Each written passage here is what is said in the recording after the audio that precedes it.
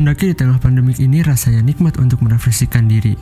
Setelah berbulan-bulan di rumah saja dengan mendiamkan diri. Meski harus dihantui rasa takut akan keganasan babi hutan yang masih ramai sering dijumpai. Belum lagi ketika mendengar gamelan saat malam hari.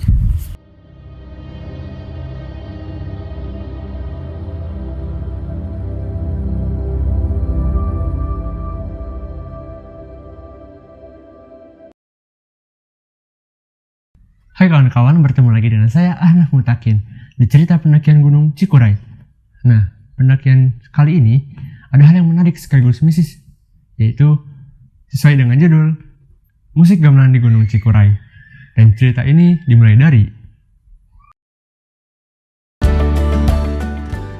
perjalanan saya dari Cimahi bersama Alif dan Tukul atau biasa disebut Rizky, nah panggilannya Tukul, hingga Cibiru untuk menemui kawan-kawan Alif terlebih dahulu.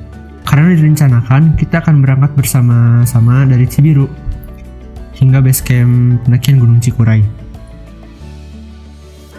Setelah semua selesai, kita melanjutkan perjalanan menuju Garut pada pukul 9 yang diperkirakan akan tiba di base camp 2 jam setelah perjalanan nih. Apalagi di waktu malam hari yang memang jarang sekali banyak kendaraan. Tidak seperti siang hari yang harus berdesakan dengan kendaraan lain. Belum lagi teriknya sinar matahari. Ya, meski akan sedikit berisiko jika harus tiba di base camp pada tengah hari atau tengah malam. Di tengah perjalanan menuju base camp, kita bertemu warga lokal atau mungkin tukang ojek setempat. Sedikit berbincang-bincang dan bertanya soal arah menuju base camp. Rencananya kita akan melewati pemancar.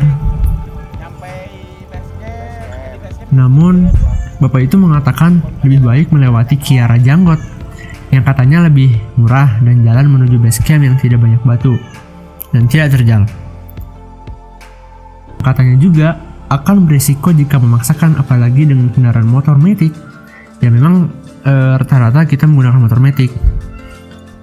Setelah berembuk, akhirnya kita sepakat naik dari Kiara Janggot dan diantarlah menuju base camp oleh tukang ojek tersebut.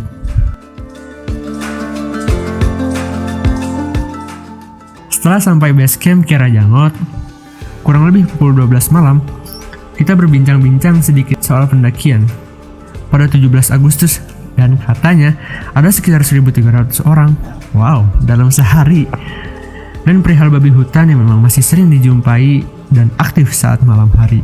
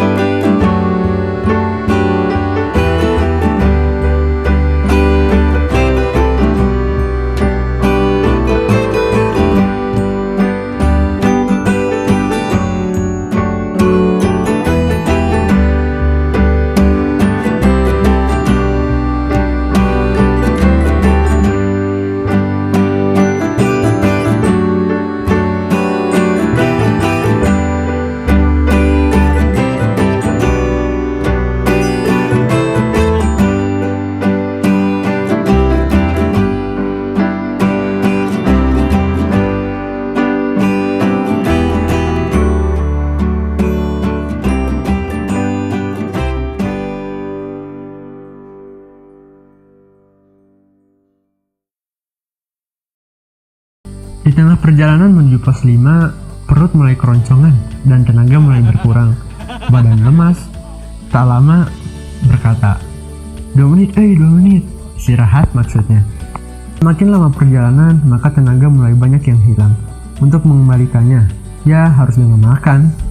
Sejenak, merebahkan badan, dan merencanakan masak mie. Setelah mengambil kompor dan alat masak, naasnya, kompor yang dibawa rusak. Sempat dinyalakan juga, namun apinya keluar melalui bawah.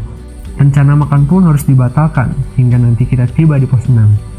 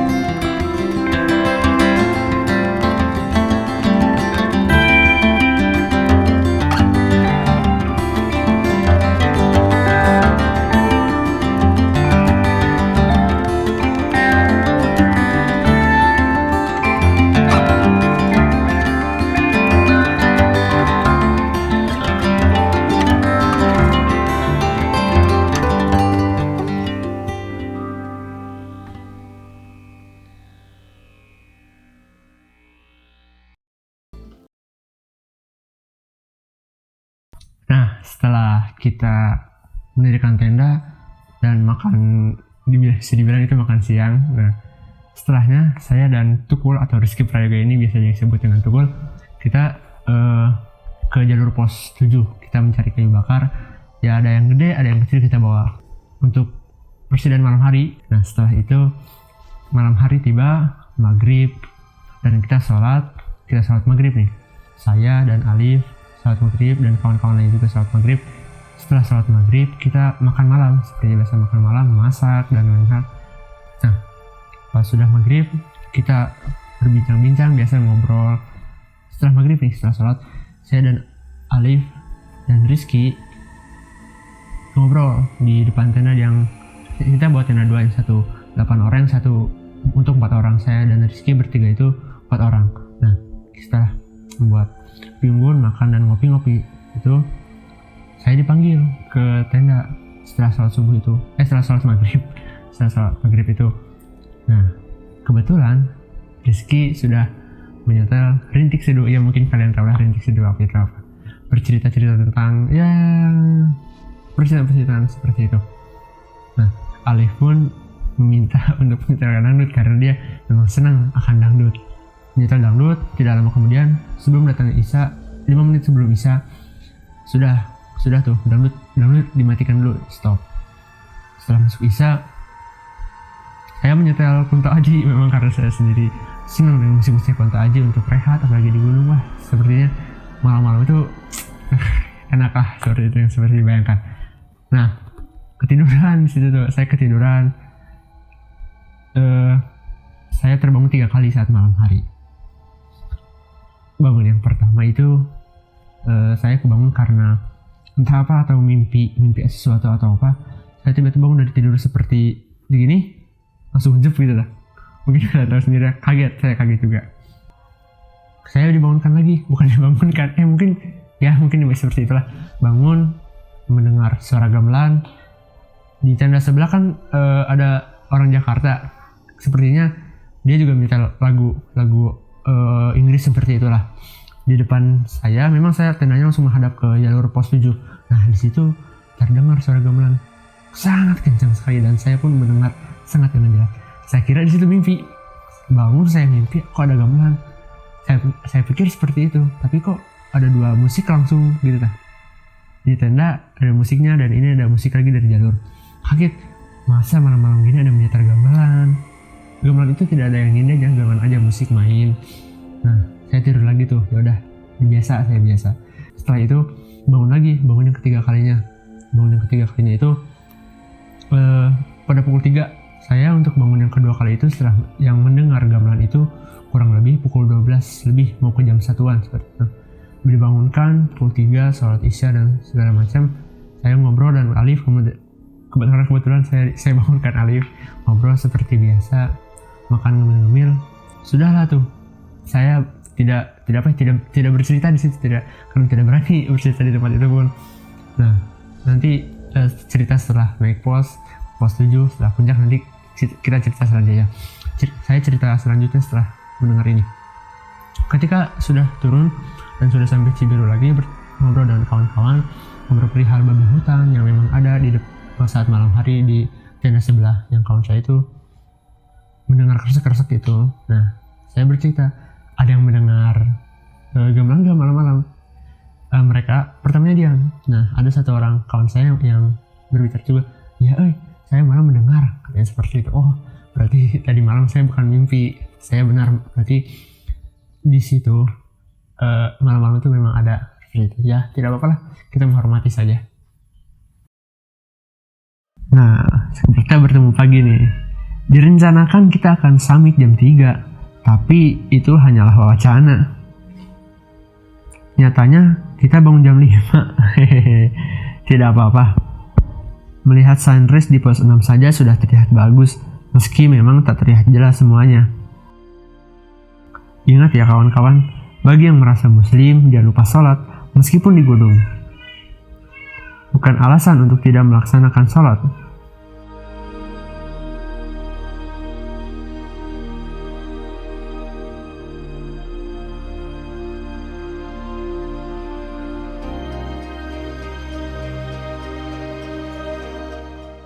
Setelah sholat kita sarapan, membersihkan sisa-sisa sampah semalam dan persiapan untuk ke puncak. Karena tidak puas rasanya perasaan ini jika belum sampai puncak. Jika dirasa badan kita sehat dan kuat, kenapa tidak? Perjalanan menuju puncak ditempuh dalam waktu 1,5 jam kurang lebih dari pos 6.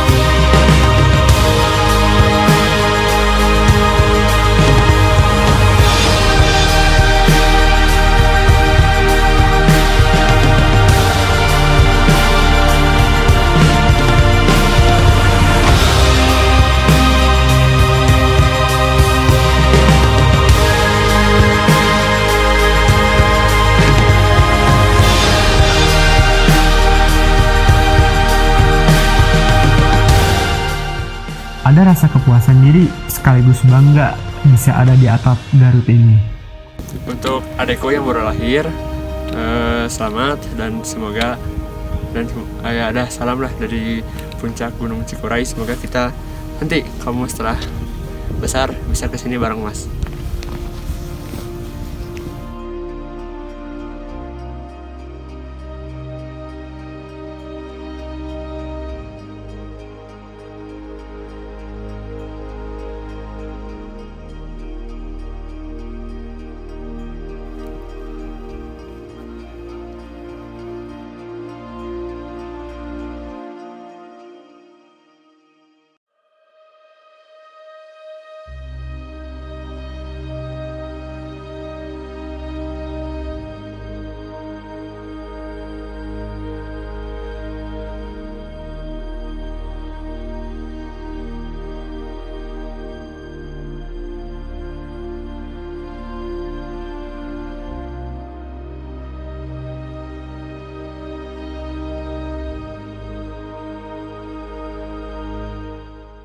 Pendakian kali ini bagi saya bukan pertama kalinya dan bukan untuk mengakhirinya. Jurnal pendakian akan terus berlanjut untuk mencari pengalaman lainnya, yang terutama stop vandalisme dan bawa sampahmu turun kembali. Kerusakan berawal dari ketidakpedulian dan tak peduli karena tak paham atas apa yang diperbuat dan tak paham karena mereka tak mau belajar. Salam mountaineering, Ahnaf Mutakin.